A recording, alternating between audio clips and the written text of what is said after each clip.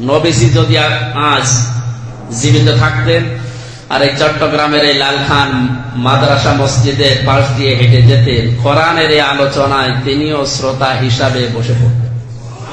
আমার কথাটা খেয়াল করেন, সে কি বলছে। সে লালখান, চট্টগ্রামের লালখান এক জায়গায় ওয়াজ করছিল মসজিদের মিম্বরে বসে। তো মিম্বর থেকে সে বলছে, নবীজি যদি আজকে বেঁচে থাকতেন, কি থাকতেন, তার মানে তার কথা অনুসারে নবী এখন বেঁচে। এটা হচ্ছে কার আকীদা? জামাত ইসলামী। আচ্ছা, নবীজি যদি আজকে বেঁচে থাকতেন, চট্টগ্রামের এই লালখান মসজিদের পাশ দিয়ে যদি তিনি হেঁটে যেতেন, তবে আমির হামজার কোরআনের আলোচনা শোনার জন্য তিনিও শ্রোতা হয়ে বসে যেতেন। দিনে তারা হই এই ব্যক্তিকে আমির হামজা, যাকে বর্তমানে জামাত ইসলামী পুরস্কার হিসেবে তার কুমিল্লা নাকি কোন জায়গায় যেখানে বাড়ি, সেখান থেকে তাকে নমিনেশন দিয়েছে। হ্যাঁ, কুষ্টিয়া তাকে কি দিয়েছে? আর কথা বলে না, নমিনেশন দিয়েছে। তো সে তার এই বক্তব্যের কোনো প্রতিবাদ এখন পর্যন্ত জামাত ইসলামী করে নাই। তো জামাত ইসলামের দাবি কি? তার কথাটা আবার একটু শুনুন। নবীজি যদি আজ জীবিত থাকতেন আর এই চট্টগ্রামের এই লালখান মাদ্রাসা মসজিদের পাশ দিয়ে হেঁটে যেতেন, কোরআনের এই আলোচনায় তিনিও শ্রোতা হিসাবে বসে। আলহামদুলিল্লাহ যে আপনারা আহলে সুন্নাত ওয়াল জামাতের মজলিসে আছেন, কিন্তু লালখান মসজিদে যারা সুবহানাল্লাহ বলেছে ইমান। কারণ কি? এই বেয়াদবকে জোতা দিয়ে বাজ্যে জিজ্ঞেস করার দরকার ছিল, আচ্ছা নবী যদি তোর কথা মতো নবী জীবিত নাই, নাউজুবিল্লাহ। আমরা আহলে সুন্নাত ওয়াল জামাতের আকীদা হচ্ছে শুধু নবী নয়, নবীদের পরের তবকার যারা আছেন, নবী মিনান নবিয়্যিন ওয়াস সিদ্দীকিন ওয়াস শুহাদা, 3 নম্বরের মধ্যে হচ্ছেন শহীদরা। নবী নয়, সিদ্দিক নয়, শহীদরা পর্যন্ত জিন্দা। শহীদরা পর্যন্ত এটা জিন্দা, যা আমার কথা না কোরআনের কথা। তো শহীদরা জিন্দা হইলে নবীরা মুর্দা কিভাবে হয়? আর কথা বলেন, শহীদরা যদি জিন্দা হয়, নবী কি মুর্দা? এটা কি যে নবীকে মুর্দা জানবে তার ঈমান আছে? তো আমার কথা হচ্ছে, তোর কথা যদি, তোর আকীদাও যদি ধরা হয় যে নবী যদি এদিক দিয়ে হেঁটে যেতেন, নবী যদি এদিক দিয়ে, তো তিনি শ্রোতা হয়ে আমির হামজার ওয়াজ শোনার জন্য এই লালখান মসজিদে বসে রয়েছেন। ওরে গোস্তাকে রসুল, বেয়াদবে রসুল, নবীকে দেখে তুই মিম্বরে বসতি কেমনে? কত বড় বেয়াদব, দাজ্জাল,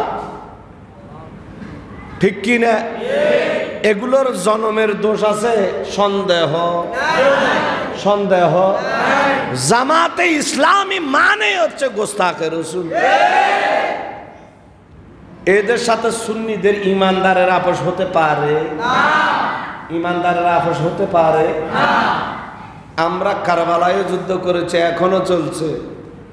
বহুত কেউ ভোটা আইলে রাজনৈতিক কারণে একখানা মিল মিশয় না, নয় হয়তো বা রাজনীতির হারণে করে দিন। আপনার ইমান যখন বিষয়, তখন বাতিলের সাথে কোনো আপোষ, বাতিলের সাথে কোনো আপোষ, আকীদার ব্যাপারে কোনো ছাড়। সুতরাং আকীদা বিসর্জন দেয়া যাবে না, ঠিক কি না? এর ভিতরে বহুত ওমা নামাজ দেহি দূর মার দে, জান্নাত জাত দে, হড়ে জান্নাত টিকেট। আমার নবী দাজ্জালদের সম্পর্কে বলেছেন যে দাজ্জাল যখন আসবে, এক পাশে জান্নাত দেখাবে, আরেক পাশে জাহান্নাম দেখাবে। তার কপালের মধ্যে কাফের লেখা থাকবে, অর্থাৎ তার আকীদা দেখলেই তো বোঝা যায় সে কাফের। তার আকীদা দেখলে বোঝা যায় সে বেজন্মা, তার আকীদা দেখলে বোঝা যায় সে গোস্তাকে রসুল দাজ্জাল। সে আবার জান্নাত বেচতেছে জাহান্নাম। তো আল্লাহ নবী হাদিস শরীফে ইরশাদ করছেন, সে যেদিকে জাহান্নাম বলছে সেখানে জান্নাত, আর সে যেদিকে জান্নাত দেখাচ্ছে সেখানে জাহান্নাম। ঠিক কি না? ঠিক কি না? সুতরাং ভাইরা আমার, আমাদের হোসাইনি হতে হবে। কি হতে হবে? হোসাইনি হতে হলে আকীদার ব্যাপারে কোনো আপোষ। জামাতে ইসলামী মানে হচ্ছে গোস্তাকে রসুল।